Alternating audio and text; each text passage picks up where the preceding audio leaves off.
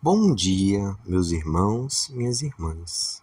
Hoje, dia 20 de novembro de 2023, começando mais uma semana em gratidão a Deus por esta oportunidade, trazemos para a nossa dose diária de amor, esperança e caridade a mensagem Insegurança e Medo, escrita por Divaldo Pereira Franco, no livro Momentos de Felicidade, pelo Espírito Joana de Ângeles, capítulo 11.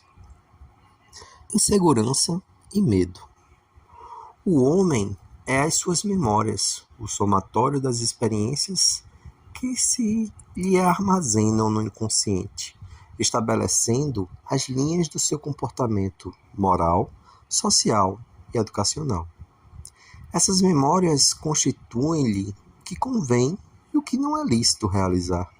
Concorrem para a libertação ou a submissão aos códigos estabelecidos, que propõem o correto e o errado, o moral, o legal, o conveniente e o prejudicial. Em face de tais impositivos, desencadeiam-se no seu comportamento as fobias, as ansiedades, as satisfações, o bem ou o mal-estar. Neste momento social, o medo assume avantajadas proporções, perturbando a liberdade pessoal e comunitária do indivíduo terrestre. Procurando liberar-se dessa terrível algoz, as suas vítimas intentam descobrir-lhes as causas, as raízes que alimentam a sua proliferação. Todavia, essas são facilmente detectáveis. Estão constituídas pela insegurança gerada, pela violência, pelo desequilíbrio social vigente, pela fragilidade da vida física. Saúde em deterioramento, equilíbrio em dissolução, afetividade sob ameaça, receio de serem desvelados ao público os engodos e erros praticados às escondidas, e, por fim, a presença invisível da morte.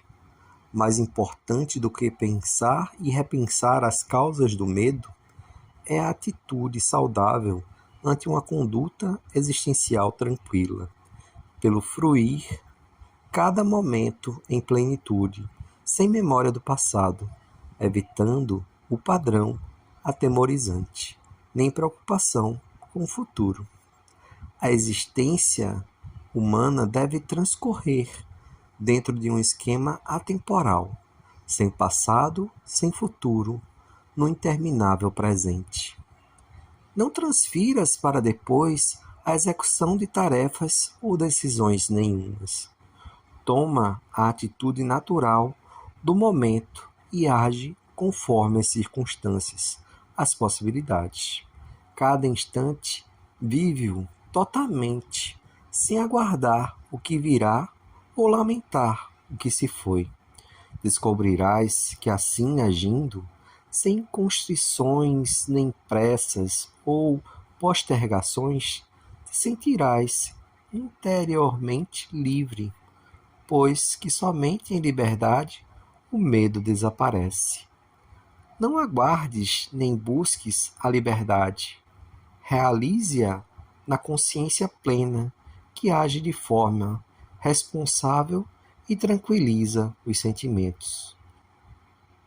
O medo desfigura e entorpece a realidade, agiganta e avoluma insignificâncias, produzindo fantasmas onde apenas suspeitas se apresentam. É responsável pela ansiedade, medo de perder isto ou aquilo, sem dar-se conta de que somente se perde o que se não tem, portanto, o que não faz falta. A ação consciente, prolongando-se pelo fio das horas, anula o medo, por não facultar a medida do comportamento nas memórias pessoais ou sociais. Simão Pedro, por medo dos poderosos do seu tempo, negou o amigo que o amava e a quem amava. Judas, por medo que ele não levasse a cabo os compromissos assumidos, vendeu o benfeitor. Os beneficiários das mãos misericordiosas de Jesus, por medo, se omitiram quando ele foi levado ao sublime holocausto. Pilatos, por medo, indeciso e pusilânime, lavou as mãos quanto à vida do justo. E Anás, Califás e Turba-Multa, com medo do homem livre, resolveram crucificá-lo, mediante o hediondo e covarde conciliábulo da própria miséria moral que os caracterizava. Ele, porém, não teve medo. Pensa e busca-o, libertando-te do medo e seguindo-o em consciência tranquila, por cujo comportamento te sentirás pleno em harmonia. Meus irmãos e minhas irmãs, o medo sempre vem nos atormentar, mas temos o poder de identificar e abrandar suas inquietações. O exemplo que recebemos do nosso irmão pede para que sigamos a enfrentar o medo. Não podemos deixar o tormento e a dor que o medo traz nos parar em meio à incerteza do que há por vir. Temos que seguir, confiar, ter fé que ao fim tudo foi e sempre é uma via de aprendizado para o próximo passo. Luz e paz, e até a próxima.